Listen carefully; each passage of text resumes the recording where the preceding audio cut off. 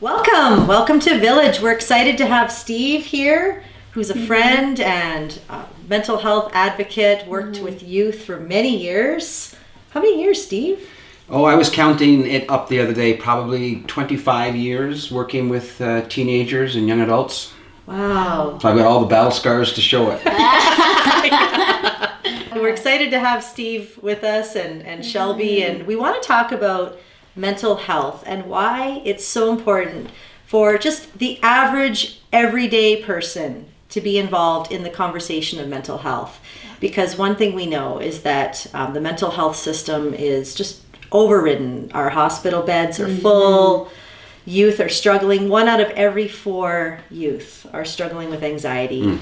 And something just needs to be done about that. And so maybe we could start with you, Steve, and tell us, why are you passionate about this? Primarily, I'm passionate about it because I'm a dad. I have 3 sons, and all 3 of them, in one way or another, have experienced challenges when it comes to mental health. And so, first and foremost, every dad or every mom, their heart goes out to their own kids. And as we were reaching out to find answers and find resources, we ran into some roadblocks and some frustrations, and we began to hear the story of a shortage of resources and a burden that was on the system. But even before that, when my sons were little, I served as a pastor in a church and worked with teenagers and encountered, not to exaggerate, hundreds, perhaps thousands of youth who were struggling with depression, anxiety, fear, suicide tendencies, broken homes, just all kinds of things, emotional, mental health issues. And so certainly it's been a passion of mine for as long as I can remember, certainly since my early 20s.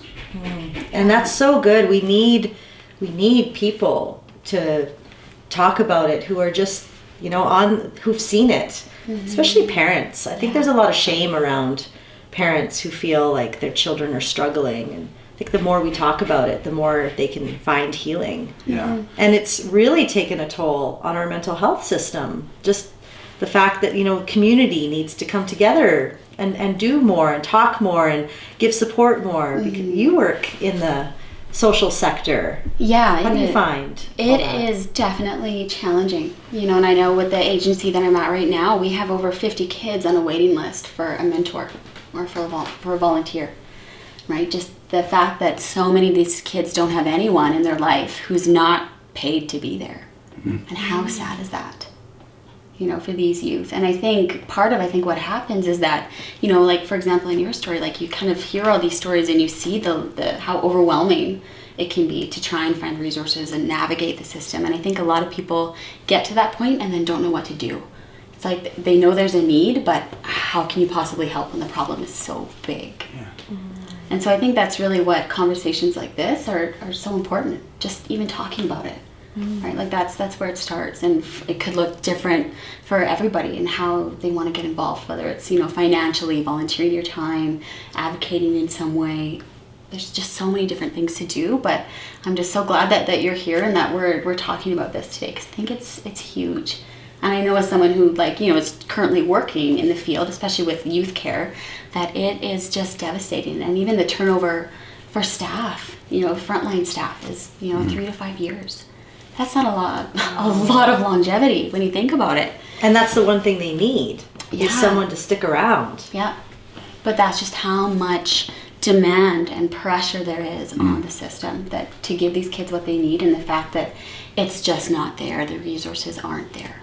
One of the things that I experienced when I was pastoring was, a couple of horrible moments in my life where I presided over the funeral of teens that had taken their own life. And it was devastating for everyone involved. And as I spoke with the family afterwards, the common story from each of them was they didn't know how to talk about it. There was an awareness that something wasn't right. There was an awareness that there was pain. There was awareness that something was off.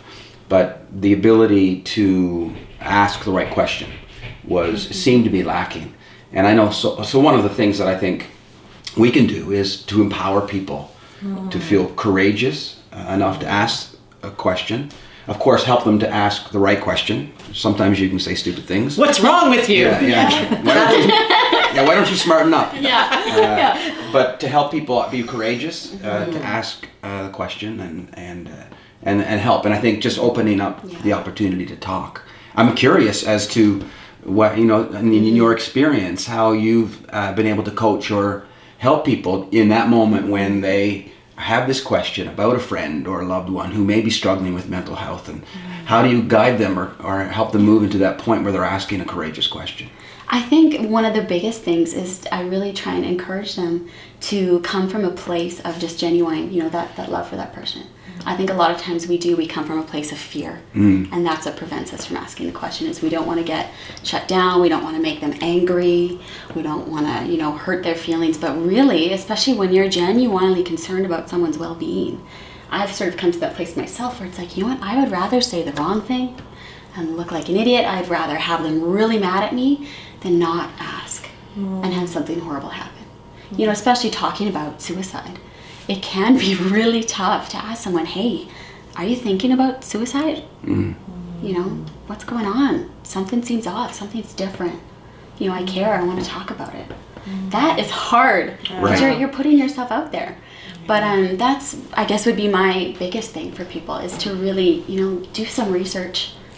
Google it. There's a lot of great resources out there. Right. But at the end of the day, it's really about that relationship with that person. Right. And what's going to matter more? How they perceive you, how other people perceive you, or the fact that you did something about it. Yes. Well, we were even discussing, what does it look like to bring people closer? What does it look like to hold space for someone who's struggling? What are some of the things that we can do? And I think you brought up a really good point, just saying, like, I don't want to say the wrong thing, but I want to say something. Yeah. So I'm taking a risk here. Like, I think even prefacing, I don't really know what I'm doing here, but I want to be there, because we know that when community comes together, when people come together, when people tell their story, and someone is truly listening to that story, that it actually rewires the brain. Yeah.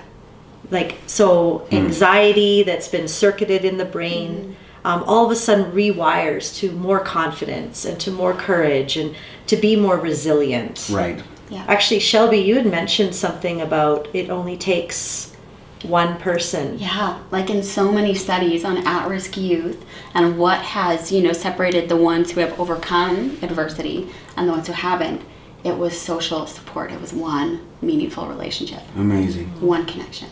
That's amazing. Yeah, whether it was a neighbor, a coach, an extended family member, just somebody in their life who could say, I care about you. Right.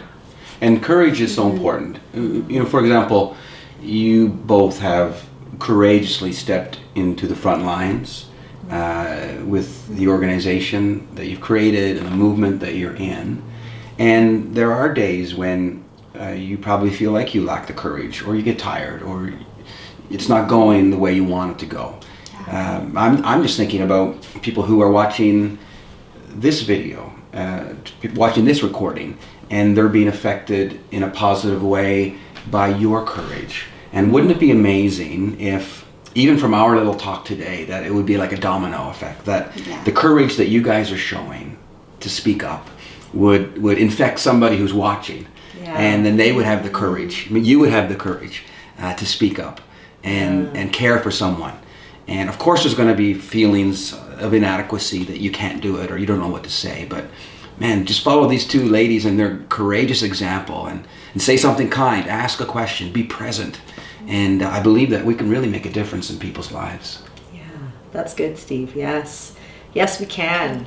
Yeah, so we would ask that you'd continue to journey with us and ask courageous questions, and feel free to interact with us online, because the more we talk, the more we heal.